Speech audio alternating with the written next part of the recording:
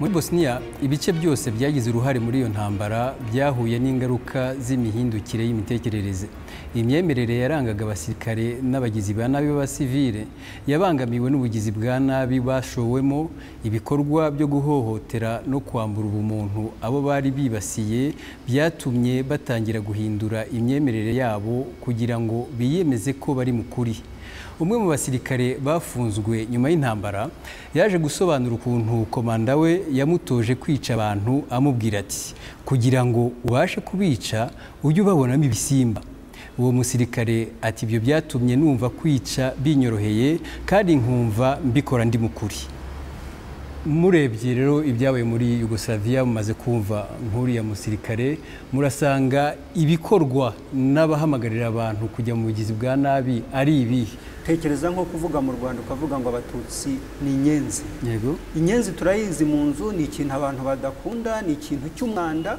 Umuntu rero iyo umaze kumwita inyenzi nyine n'impura nayo ndanayikandagira nyice, ndashaka insecticide nyifuhirira ipfe. Ubwo rero urumva igihe umaze gukangurira umuntu, aho kubwira umuntu turiya ni mugenzi wawe, utangiye kumwita inyenzi.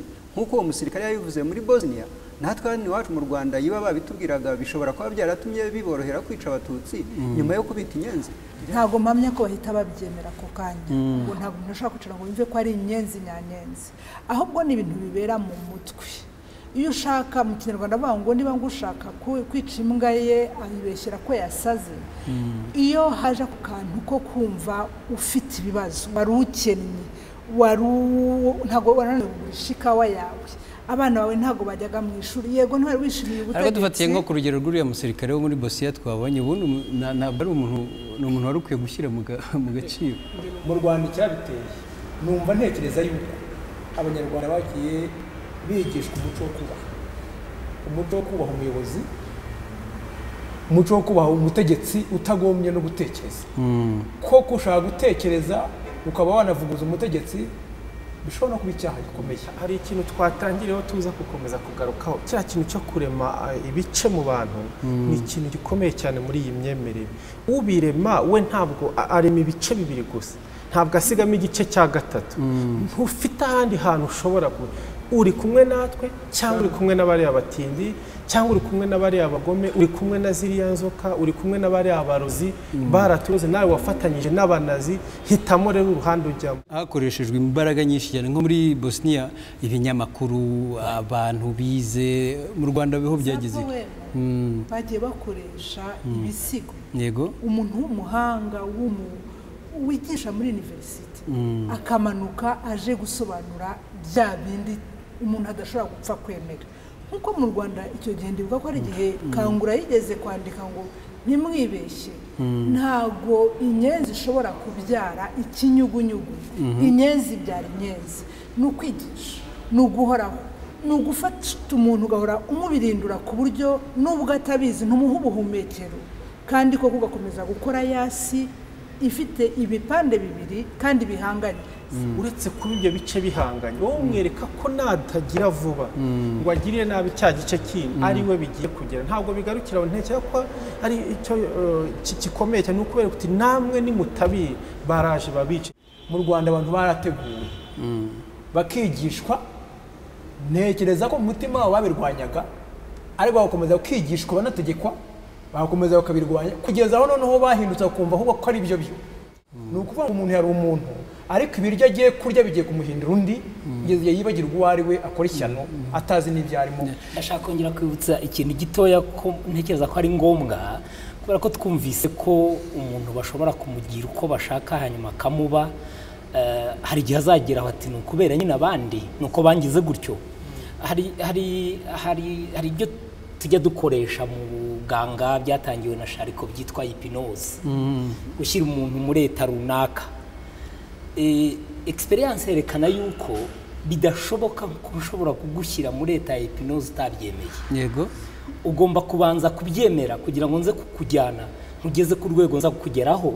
None urwo rwego nza kukugezaho bize koroha kugira ngo nkubwire zamura akaboko, genda, icara, ukabikora nkaho uri automate. Ariko intambwe ya mbere ni ukubanza kubyemera ko umuntu akujyana aho akakugezayo.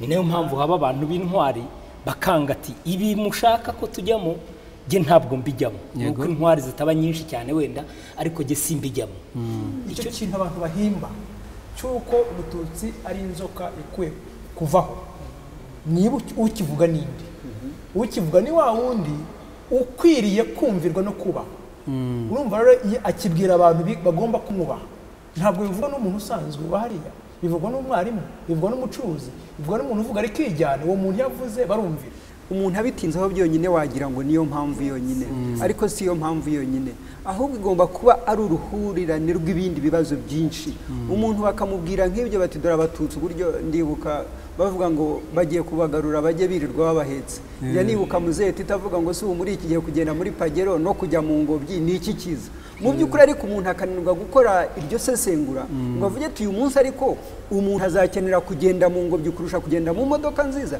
hakazamo ariko za kondisiyo zindi twavuze z'ubukungu bwifashe nabi bw'imibereho imeze nabi dore ba bantu bafunze umuhanda wa Gatuna niho amakamyo yacaga ajya i Mombasa none ibyo byose bikaba uruhurirane bigatuma wa muntu asa n'ucanganyikiwe mu mutwe akavangirwa ba bandi bakamushofa nk'uko bashaka. ese buri wese muri twe ashobora kuba umuntu mubi akagira ubugizi bwa nabi cyangwa se n'ibintu byahariwe abantu bamwe gusa? birashoboka cyane birashoboka kuri buri muntu wese byaterwa ahubwo nk'uko twabivuze n'aho ari n'ibyo bamubwira n'uburyo abyakira mbese n'ahantu abibwirirwa cyangwa se n'igihe arimo arabibwirirwa. nkubajije ikibazo gitumbereye nawe urumva ushobora gukora ibikorwa bibi ukabona umubi rwose ndamutse mbihisemo mfite ububasha bwo guhitamo gukora ibikorwa bibi mfite n'ububasha bwo guhitamo kutabikora ariko ndi umunyeshuri ushobora kwigishwa ibyo bintu bibi rwose nkabyigishwa imyaka n'imyaka noneho ni njyewe noneho kugeza aho wakwica umuntu ukica umwana ugahotera ndamutse mbyemeye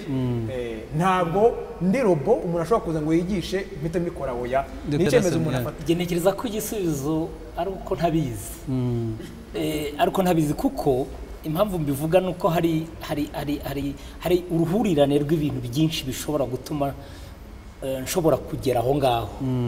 ese ni narezwe nte ni uwuhe muco nahuye mu rugo iwacu imuhira ni ukuhe nemeraga ko umuntu asubiza inyuma igitekerezo navuze ni ukuhe nakurikiraga ibyo data avuze kandi atabyemera. ntabwo natinyuka kuvuga ngo njye sinakora biriya ariko ndongeraho yuko uretse bya bindi tuvana mu miryango noneho twebwe dufite n'amateka niyo mpamvu umuntu aba ari responsable bibiba mu gihe arimo ariko anabivanamo n'inyigisho.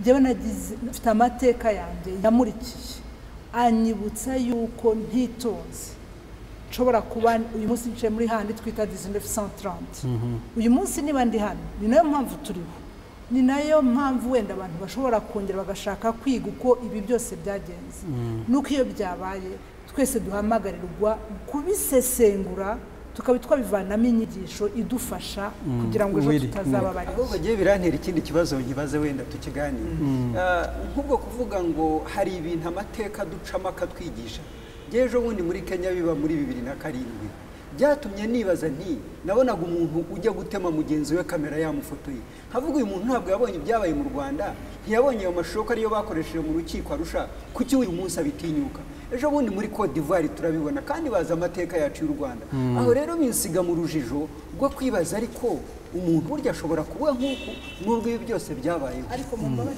ndavuga kubona siko kwiga naho ubu ntawe twaba tumara hano abanyarwanda abantu bari muri uru Rwanda byose barabibonye sibyo ariko si ubu twese twasobanukiwe n'uburemere bwa jenoside n'intambara yari ibaho.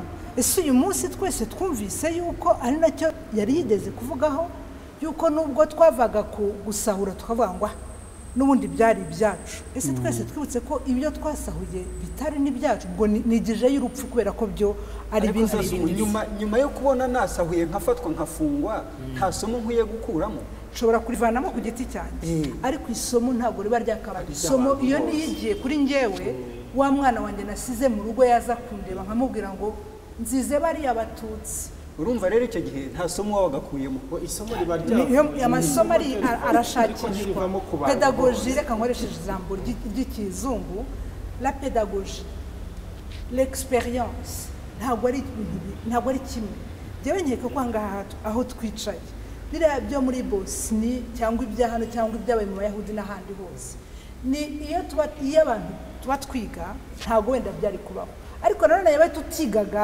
tukavuga ngo turekere icyo gihe tukavuga ngo twikwihahamura ubusa tujya kwiga izo za jenoside mureke twigire hariya muri hoteli tujye kwinywera ikirahuri twisekere twibagirwe iby'inyuma. Impamvu abantu biga rero hagomba kuba batiga nako badakura amasomo mu mateka biga buhoro. Icyo ntekereza twemeranya nawe biga buhoro. Kuba biga buhoro icyo dushaka kuvuga ni uko abakuramo amasomo ni bake, ni uko abiga bakagera hejuru bakuramo amasomo ni bake cyane. Mu by'ukuri hari nayo nshatse kuvuga kwiga ni ukuhera nagira ngo kwiga rero ntabwo ari ukuri cyangwa urakoze cyane. Kwiga mvuga ntabwo ari ukujya mu ishuri nk'urugero nk'uba abana bose bariga tuhite tunabivuga mu buryo bwumvikana. Abana bariga uretse ko batanafata kimwe bariga bakiga mu ishuri amasomo biga n'ibyo biga uko babyakira ni uburyo bunyuranye. Uko rero noneho by'umwihariko bakira amasomo ajyanye na jenoside yakorewe abatutsi n'urugero ni uburyo bunyuranye kurushaho. Umwe abyumva azaniwe undi abyumva azaniwe, bisaba ko basobanura kurushaho. Ikibazo noneho aba basobanura kurushaho bari hehe na ese nabo babonye ayo masomo ese bo bayahawe nani birazamuka bikagera hejuru ku buryo ubutekerezo uti kwiga kuracyari guke. Ntabwo nizera cyane kwiga nubwo ari ngombwa tugomba kwiga kubera ko ndamutse mbyizera nkumva ko kwiga ugashyiraho ingufu abantu bakiga ntabwo noneho tuba twarabonye mu ba intellectuel hano muri iki gihugu cyangwa muri Bosnia aribo bavuyemo intwari. Ntabwo aribo bavuyemo intwari abantu basanzwe batagiye no kwiga wasanze aribo bakunze kuba intwari. Ntabwo mbyemera, ntekereza ko umuryango w'abantu ugomba kugira inzego, ugomba kugira na mekanizme, uburyo buhora busubiza abantu mu murongo. Nibyo tugiye gusubiza mu gice cya gatatu, mu kanya turabigarukaho. Tumaze kumva impamvu guhindura imitekerereze n'ibyo umuntu yemera bishobora gusozwa no kwimika ikibi nk'ikiboneye nk'uko byabaye muri Bosnia, mu kanya noneho turarebera hamwe uburyo abantu bagerageza kubiburizamo. Ariko nagira ngo tubanze twumve uko abanyarwanda muri rusange babisobanura. Ni byiza ko abantu bagira ibitekerezo bitandukanye ariko havamo kimwe mwese mukakinegosiyaho mukaba mwagihitamo kikaba ari cyo mwese mukakigenderaho mwese. Igitekerezo kimwe ntabwo ari cyo cy'ingenzi kubera yuko ntabwo umuntu umwe aba ari we ubereyeho sosiyete yose.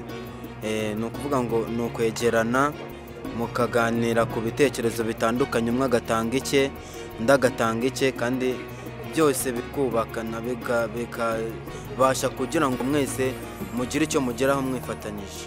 Ntabwo ari byiza ko umuntu agendera ku gitekerezo cye cyangwa se umuntu areba igitekerezo cy'undi akagifata nk'aho ari wo mwanzuro wa nyuma. Ni byiza ko abantu basharinga ideas kugira ngo kungurana ibitekerezo umuntu yigiramo byinshi. Ni byiza kumenya iby'abandi kuruta ko wowe wakwizera ibyawe, bityo bifasha kumenya inama nyinshi n'ibisubizo byinshi ku bibazo bigenda biba muri sosiyete. Abantu babyifatamo bate kugira ngo birinde kugwa mu muco wo gusobanura no kwimika ikibi? Turabigarukaho nanone tubigereranya n'ibyabaye mu mateka y'u Rwanda.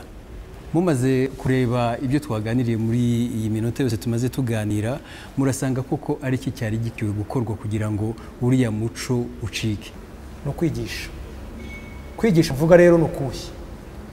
Ntabwo ari ko mu mashuri gusa. Ni ukwigisha bihereye imuhira. Ni ukwigisha bigera ku baturanyi. Ni ukwigisha bigera mu ishuri. Ni ukwigisha bica mu itangazamakuru, televiziyo, radio, ibyandikwa. Ni muri rusange aho ngaho ariko se nk'umuntu ku giti cye. Umuntu ku giti cye ni ukwiga. Nta kindi. Ariko akiga azi ibyo yiga ibyo ari byo. Wamara kwiga ukagenda ugasanga bariho barahohotera uyu mugabo ukicecekera. Oya, ntabwo wicecekera. Iyo wigishije, iyo wize ukamenya urigisha. Kereka utabishaka. Njye numva ikindi kintu kimwe ni ukwibuka. Buriya ubwenge bw'umuntu butanduka, aho umuntu atandukanira n'inyamaswa cyangwa se n'ibindi bintu bibaho bizima, ni uko ahora atekereza, agahora yibuka ibintu byabaye ibibi n'ibyiza, agamije niba ari bibi guhanga umugambi wo kubikumira ngo ntibizongere numva rero ugiye kwibuka aricyo nashyiramo imbaraga cyane. Tugarutse nko kuri Bosnia uri rukundo, twabonye ko hari nk'amashyirahamwe cyangwa se amatsinda y'abagore yahagurutse akavuga ati ibi bintu biriho biraba ntabwo tubyemera, abaserbe nimuhagarike abandi nimugire. Mu Rwanda hakorwa iki kugira ngo ibi bintu bitazagaruka, cyangwa hakozwe iki kugira ngo bihagarare? Mu rwego rwa politike twavuga tuti dukwiye kubaka inzego zihagarariye igihugu cyose kandi abanyarwanda bose bafitemo icyizere, noneho n'ibihe bigoye byaza za nzego zigashobora kurengera abanyarwanda bose muri rusange. Dutanze nk'urugero, reka tuvuge wenda nk'igisirikare. Igisirikare nkunda kugitangaho urugero kuko ubundi mu byo twabonye byose igisirikare nicyo gikunda gukoreshwa mu bintu by'ubwicanyi, ariko iyo ubonye uburyo igisirikare cy'u Rwanda cyubatse uyu munsi, ni igisirikare kirimo b'abatutsi, ni igisirikare kirimo b'abahutu, ni igisirikare kirimo abahoze ari ingabo za Habyarimana n'abahoze ari ingabo za RPA, bose bavangiye hamwe kugira ngo uyu munsi ujye kukijegajeza abantu bavuye ngo igisirikare kigiye kwica abantu cyangwa aba mu Rwanda, ndibaza yuko bitakorohera. Ariko se abaturage bakiyumvamo bose? Ngira ngo ubushakashatsi buherutse kubigaragaza yuko mu institution zose z'u Rwanda zigize u Rwanda, igisirikare n'icy'abanyarwanda bafitemo icyizere biri hejuru ya 90%. Kimwe u Rwanda rwakoze kugira ngo rugerageza kugira ngo ruce uwo muco ni nko kwigisha abantu kudakoresha za mvugo zihamagarira abantu kwangana, nko kuvuga bati reka tube abanyarwanda ntitube abahutu cyangwa abatutsi.